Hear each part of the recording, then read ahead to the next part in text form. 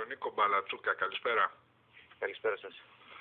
Λοιπόν, θα αρχίσω από τα μηνύματα της χθεσινής ανακοίνωσης. Πάει προς πολλούς, στέλνει μάλλον μηνύματα, έτσι. Πρώτα απ' όλα στην ΕΠΑΕ, την οποία τη θεωρείτε συνένοχο.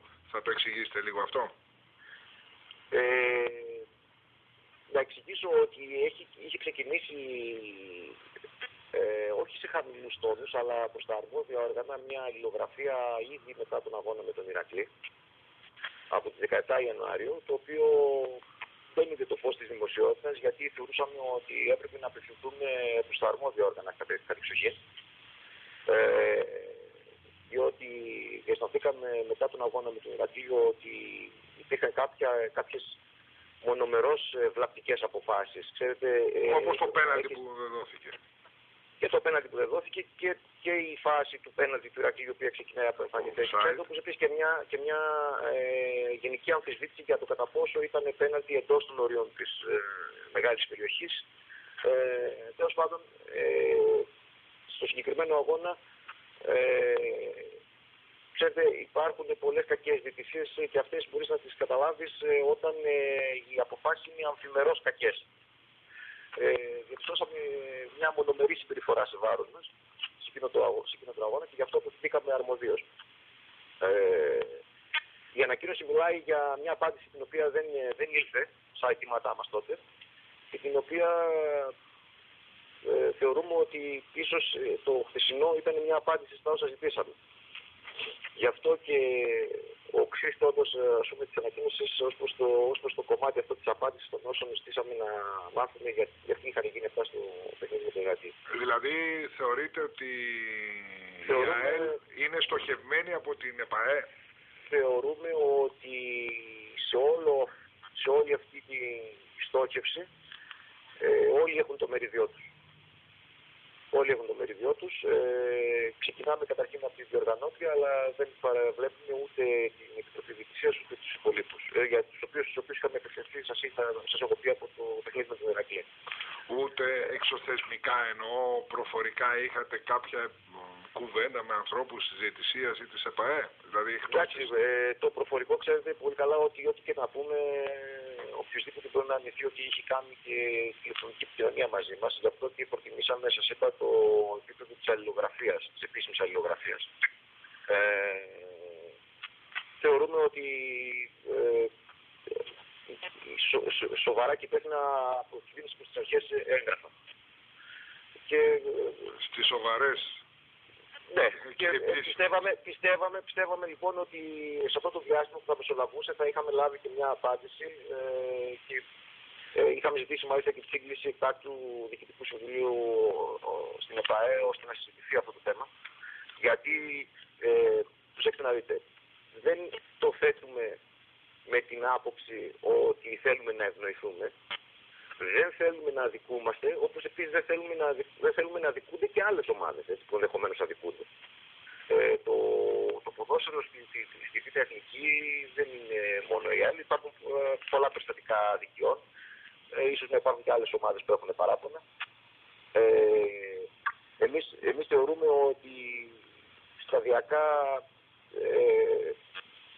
υπάρχει μια μεθόδευση ως προς αυτό το κομμάτι και θεωρούμε ότι δεν είναι τυχαίο ότι στο διάστημα αυτό μετά τις γιορτές που η ομάδα εμφανίζει σημάδια εμφανούς ανάκαμψης και έχουμε κάθε λόγο να είμαστε ευχαριστημένοι από την εικόνα της ομάδας και τη χθεσινή, έρχεται να αποστηθεί ένα θέμα το οποίο μέχρι σήμερα δεν το είχαμε. Και δεν το θεωρούμε τυχαίο. Άρα εμένετε σε αυτό που λέγατε ότι ήταν ένα μήνυμα. Πάντως υπάρχει και μια αιχμή για τον Ηρακλή, αν διαβάζω καλά, έτσι. Διαλυμένες ομάδες, οικονομικά διαλυμένες, να πρωταγωνιστούν. Όχι, δεν έχει στόχο. Η οικονομική, ας το πούμε, διάλυση δεν έχει να κάνει με ονοματεπώνυμο μόνο. Δηλαδή αυτό δεν ονοματίζει. Όλοι λίγο πολύ ξέρουμε ότι υπάρχουν ομάδες οι οποίες ζουν, τα βγάζουν πέρα δύσκολα ή έχουν πάρα πολλές υποχρεώσεις και τούτες, ας πούμε, καταφέρνουν να στέκονται στα πόδια τους χωρίς να γνωρίζουμε πώς και γιατί. Με παρατάσεις, με επιπλέον βοήθεια, εμείς δεν το έχουμε σταθεί αυτό ποτέ από την διοργανωτική αρχή. Δεν έχουμε λάβει. Και ζητήσαμε βέβαια να λάβουμε, αλλά νομίζω ότι σε ένα χώρο υγιούς ανταγωνισμού ο καθένας παλεύει με τα μέσα που διαθέτει και όχι στηριζόμενος σε άλλα μέσα. Δεν επιδιώξαμε ποτέ να στηριχθούμε κάπου αλλού. Επειδή γίνεται και εκτενή αναφορά στην αγωνιστική περίοδο 11-12, τότε που η ΑΕΛ υποβιβάστηκε και είχε, όχι απλά ζήτημα, τεράστιο ζήτημα με τη διαιτησία. Πώς πιστεύετε εκεί στην ΠΑΕ ότι μπορεί να προστατευτεί η ομάδα από κάτι τέτοιο, έτσι ώστε να μην έχουμε τα ίδια φαινόμενα? Κοιτάξτε, σίγουρα ξυπνάει κάποιες τέτοιες μνήμες όλο αυτό το σκηνικό. Και ο τρόπος με τον οποίο μπορεί να προστατευτεί η ομάδα, ξέρετε πολύ καλά ότι η ΑΕΛ από καταβολή της δεν ανήκε σε στρατόπεδο κανενός και ούτε επιδίωξε ανίερες συμμαχίες με κάποιον για να υποφεληθεί.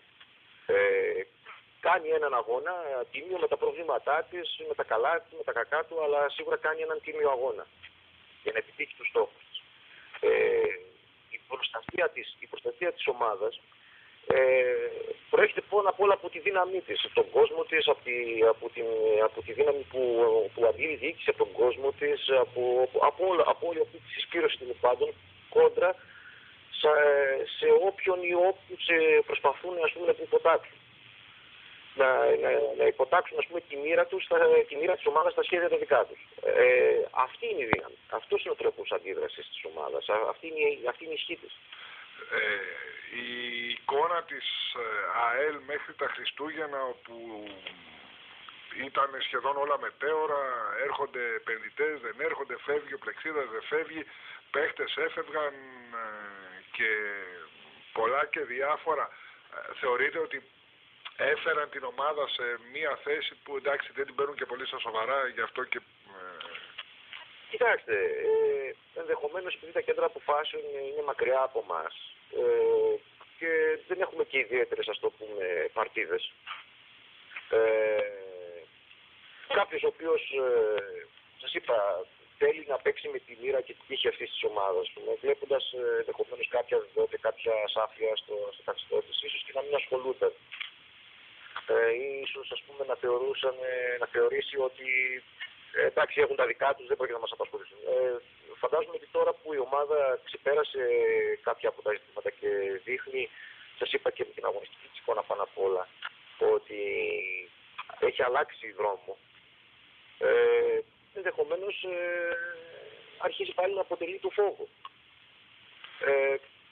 Και φαντάζομαι ότι στα πλαίσια αυτά ξεκίνησε ο δεύτερος τρόπος, ας πούμε.